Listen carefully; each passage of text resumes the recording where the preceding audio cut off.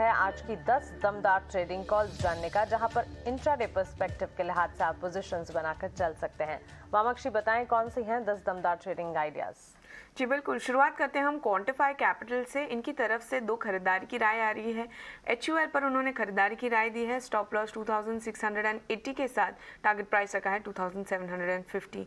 सन pharma पर भी काफ़ी बुलिश नजर आ रहे हैं। खरीदारी की राय ये स्टॉक पर। स्टॉप लॉस 910 के साथ टारगेट प्राइस रखा है 940। 5 पैसा कैपिटल की तरफ से भी 2 खरीदारी के कॉल आ रहे हैं। BEL पर खरीदारी की राय दी है। स्टॉप लॉस 96.5 के साथ टारगेट प्राइस रखा है 103। रूट मोबाइल पर भी उनकी खरीदारी की राय आ रही है। स्टॉप लॉस 1320 के साथ फर्स्ट टारगेट प्राइस रखा है 1416 और सेकंड टारगेट प्राइस रखा है 1450। मोतीलाल ओसवाल की तरफ से एक खरीदारी की कॉल और एक बिकवाली की कॉल। एशियन पेंट्स पर काफ़ी बुलिश नजर आ रहे हैं। ये इन्होंने खरीदारी की राय दी है। स्टॉप लॉस 3500 के साथ टारगेट प्राइस रखा है 3700 का। बंधन बैंक पर हालांकि इनकी बिकवाली की राय है। स्टॉप लॉस 261 के साथ टारगेट प्राइस रखा है 239। रेलिगेयर की तरफ से भी एक खरीदारी की कॉल और एक बिकवाली की कॉल। लुपिन पर खरीदारी की राय। स्टॉप लॉस 655 के साथ टारगेट प्राइस रखा है 695।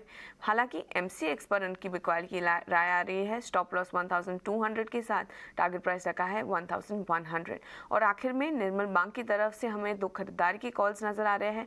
मेट्रोपोलिस पर खरीदारी की राय। Target price 1560, stop loss 1505। और आखिर में हिंदुस्तान यूनिलीवर यानी कि HUL पर क्वांटिफाइड कैपिटल की तरफ से और निर्मल बैंक दोनों की तरफ से खरीदारी की राय। Target price 2735, stop loss 2680। Okay Vamakshi, शुक्रिया है सारे के सारे ट्रेडिंग पिक्स, ट्रेडिंग आइडियाज हमारे साथ शेयर करने के लिए। तो कुल मिलाकर 10 ट्रेडिंग आइडियाज हैं आपके पास, और उसमें से सिर्फ MCX को अगर छोड़ देंगे, सारी की सारी कॉल्स जो हैं वो खरीदारी की। और इस लिस्ट में BEL, Route Mobile, Asian paint stocks में कल हमने देखा था क्रूड करेक्शन का इम्पैक्ट पॉजिटिव आता हुआ दिखा था। इस पर आज भी खरीदारी की राय है। बंधन बैंक, लुपिन, मेट्रोपोलिस और HUL जैसे स्टॉक्स यहाँ पर शामिल है। MCX पर बिकवाली की राय। लेकिन आइए अगर देखें, वॉलेटाइल था, गैप डाउन ओपनिंग जरूर हुई, उसके बाद रिकवरी मोड भी आया, लेकिन दिन भर हमने देखा इंडेक्सेस में एक ट्रेंड जो था वो नेगेटिव साइड था। स्टॉक स्पेसिफिक और सेक्टर स्पेसिफिक काफी एक्शन दिखा। IT और फार्मा ने कमान संभाली।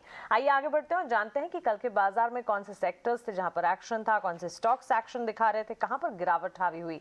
बताने के लिए डिम्पी हमारे साथ मौजूद है। डिम्पी बताएं। Good morning. अगर आप कल के गेनर्स के हिसाब से सेक्टर्स पहले देखेंगे तो IT, हेल्थ केयर और फार्मा, ये 3 ऐसे सेगमेंट्स थे जिसने मार्केट को कल काफ़ी हद तक बचाया।